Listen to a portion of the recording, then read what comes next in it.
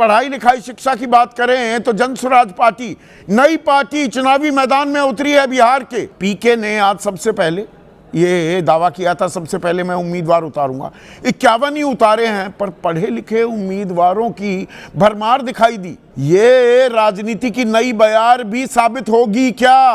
और ये युवा प्रदेश है, यहां पर जेन जी क्या इसी चीज की सबसे ज्यादा मांग कर रहे हैं? ये आने वाले दिनों में सबसे बड़ा मुद्दा बन जाएगा क्या? और जब पढ़ाई लिखाई की बात हो रही है, भाई पढ़ोगे लिखोगे तभी रोजगार मिलेगा ना। तो एक राजनीति की नई बयार शुरू करते दिखाई दे रहे हैं क्या पीके? मैं प्रशांत किशोर की बात कर रहा हूं, नया एंट्रेंट बिहार की राजनीति में। अब तक रणनीतिकार की भूमिका निभा रहे थे, अब खुद चुनावी समर में कूद पड़े हैं प्रशांत किशोर। सबसे पहले उम्मीदवारों की घोषणा तो कर दिया, 51 ही सही, 241 में से 20% से तो ऊपर उम्मीदवारों का ऐलान कर दिया। और अभी एनडीए से तो खबर आ रही है 13 नवंबर को संयुक्त सूची जारी होगी।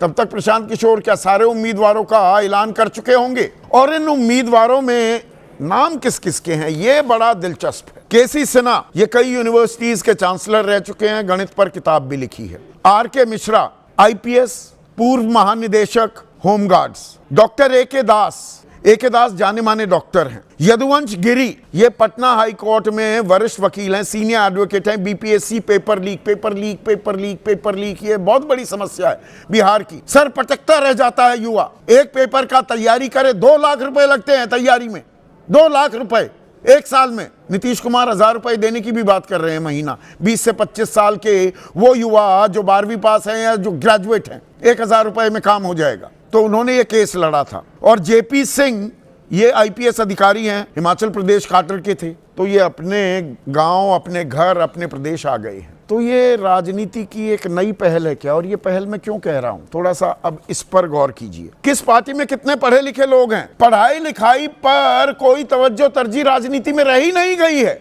बिहार में 9वीं फेल तेजस्वी को बताने वाला एनडीए, उनके उप मुख्यमंत्री अपने हलफनामे बताते हैं कि मैं 7वीं तक पढ़ा हूं, 5वीं पास हूं। एक में बताते ही नहीं, एक में डॉक्टर ऑफ लिटरेचर हो जाते हैं जो मानद उपाधि, उसी को पढ़ाई लिखाई बता दिया जाता है। तो वो बिहार जिसका डंका दुनिया में बजता था, भारत ही नहीं, उसकी बुद्धिमत्ता का, उसके ह्यूमन रिसोर्स का, मैं बिहारियों की बुद्धिमत्ता का, उनकी मेहनत का कायल हूं। ये मैं कई बार कह चुका हूं।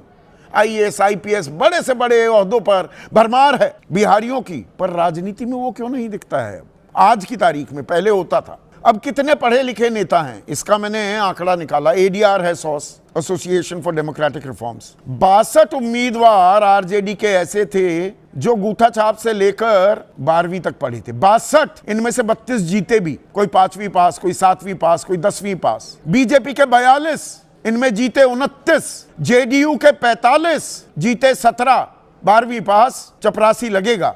यहां पर हम नीति निर्धारक, और चपरासी कोई बुरा काम नहीं है, मैं डिग्निटी ऑफ लेबर का सम्मान करता हूं, पर जो हमारे कर्ता धर्ता हैं, जो चलाएंगे, कानून बनाएंगे, आपके मेरे भलाई के फैसले लेंगे, 12वीं पास, 10वीं पास, सब चलेगा। डिग्रियों का पता नहीं होता, डिग्री दिखाई नहीं जाती, छिपाई जाती हैं। कांग्रेस के 16, जेडीयू के मैंने बताया 45, और दागी, ये तो न्यू नॉर्मल हो चुका है, मतलब न्यू क्या, बहुत ओल्ड नॉर्मल मैं कहूंगा। बाहुबल, धनबल, इसी पर तो राजनीति टिकी होती है।